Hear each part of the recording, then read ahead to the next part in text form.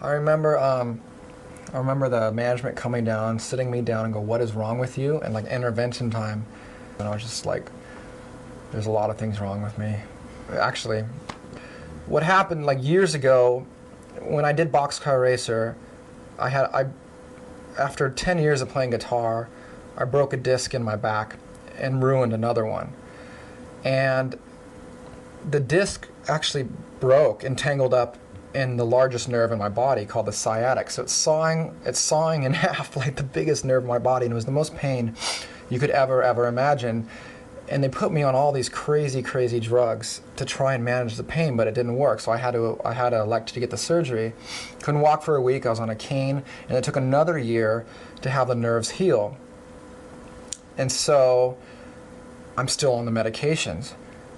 The pills seem to linger around, and I never really fixed my back. I kind of just masked it with this euphoria. So you can't outwill it. You can't just say, "Oh, I'm not going to be the guy that gets hooked on those things," because it has nothing to do with the way you think. You can think you're the strongest dude in the world. You can be all put together as much as you want, and it doesn't matter. And so all the fears and all the insecurities, better shut the fuck up, and all the ambitions. Let's go look for some private jets. We should just put some money down on it. Started just mixing like this, just really bad, poisonous soup. And I started saying stupid shit.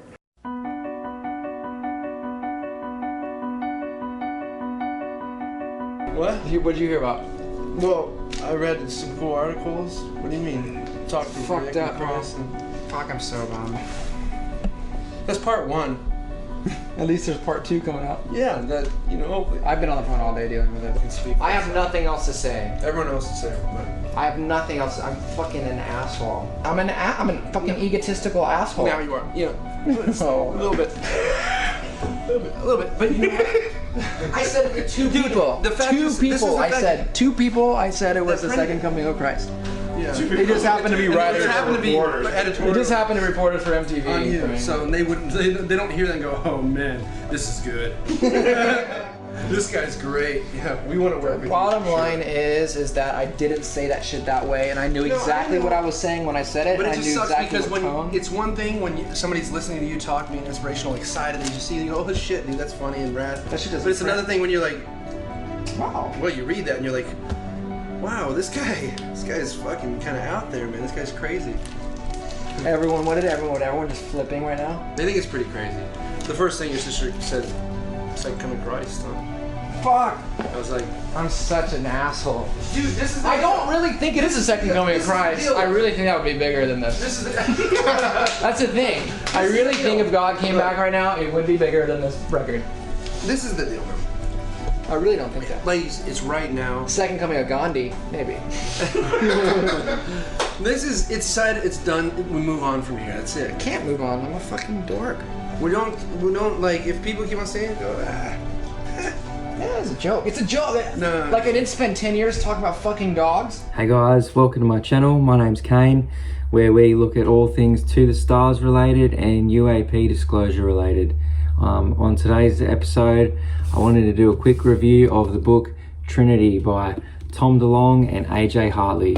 So, the back of the book, it's a thrilling new novel by the creators of Secret Machines who, with the help of a team of government insiders, exposed the secret Pentagon UFO program that captures America's attention and led to the first public congressional hearings about unidentified flying objects. So of course, we've got the UFO on the cover here. I borrowed this from the library, so it's laminated. I have the Kindle version, so it's a little bit glary on the screen. I apologize for that. But I think the cover's great. It's got this old Ford F-100. There's a nuclear bomb in the background and a UFO.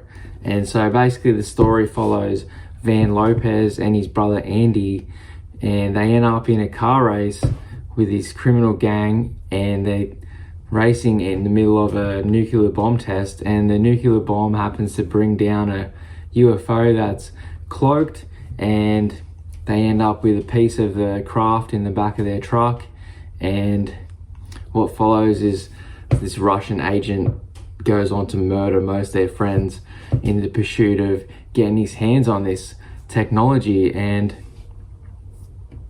I wasn't expecting it to be so dark, and I really can't wait till this comes out as a movie, because Tom has said that he's going to be directing it, and To the Stars will be putting this out as a feature film. So fingers crossed that they get a good budget and it does well, because it was a really good story. Yeah, I love this story so much. This is a film, this is a story where we have a script already ready. This is something that I'm looking to be directing. So some of the themes in this book, besides the 1960s vibes, 1960s cars, 1960s music, and set in a 1960s diner, a lot of the scenes, there's themes of espionage and what the Russians will get up to get their hands on this technology, how they hide in plain sight as American civilians. Themes of paranoia, what it's like to be an experiencer and not believed by anyone, and concern that the US government is watching you. I am an experiencer. I'm not saying I'm watched by the government, but you know, sometimes it's felt like that. Just putting that out there. So this is set in the same world as Secret Machines, and Tom has mentioned years ago that there would be some standalone books that revolve around this world, and I won't give any spoilers, but there is one pretty cool reference to the Secret Machines books and the Secret Machines world. The book only comes in at 294 pages, so it's a lot shorter than the other Secret Machines books, which we're used to. It doesn't have any like historical events, like any interludes like the other books. It might have been cool if they added some, but it does basically reference Operation Fishbowl in its own sort of fictionalized format. And I think AJ he did an amazing job of writing it. I found myself in this world where, you know, 100 pages in, I could easily imagine the characters and the settings, and you know, it takes a gifted writer to do that sort of thing. And it's an original story. I can't wait to see it come out. I just hope it gets what it deserves. The nuclear bomb scene deserves a high budget production and some really great sound design, unlike the Monsters of California, which I thought was bombed out on the sound design. So, you know, if you're listening, Tom, you know, pay more attention to that sound design. Overall, I think I would give the book a 9 out of 10, probably not a 10 out of 10, because I think Secret Machines was a little bit better. Hard to compare the two. Story-wise, it was fucking awesome, but, you know, I think Secret Machines just took things to the next level. So I can't give it a 10 out of 10, but I'm giving it a 9 out of 10. It was very hard to fault. And I started this video off with this random reference to Tom and his earlier days, Angels and Airwaves. I wanted like a creative way to start and finish this project. And with the Trinity theme, obviously this book is set in the town of Trinity, which is where the first nuclear bomb tests were, but what came to mind was the Holy Trinity. So I've played around with this a little bit. You might think that Tom sounded a bit weird back in the day talking about you can walk on water, but the thing is, he still says the same thing. Just shut your mind down. You can do anything because you're a transducer of your environment. So you can heal shit. You can heal cancer. You can walk on water like Jesus. You can lay on a bed of nails. You can walk across fire. You can levitate. So is Tom's ambitions still as huge as he used to make out? I think they are. I think they're even bigger than what he used to cop some shit for. So I'm going to wrap it up with a throwback to Tom in the early days. You can decide if, you know, the government coming out and saying UFOs is bigger than the coming of Christ, the second return of Christ. To me, it's up there. I don't really know what's meant to happen, but, you know, he certainly changed my world, and put me onto some bigger things than what I used to think about. So if you're watching this, I kind of rushed through this video a little bit, but thanks for watching. All I know is that I am absolutely out of my mind and I can't control my fucking mouth. That's all I know. You can.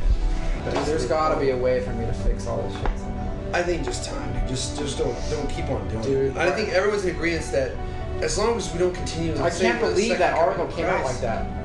I cannot believe that's the fucking tagline on that shit. Of course it is, because that's the only story right now. No matter what, everyone's remembering me as the guy that would scream out from stage for fucking people. They're still trying to transition to this serious artist. I don't know. You know what I mean? Like, as much as, and then that gives people more reason why to really figure out why the fucking saying certain The things. deal is I'm still the same.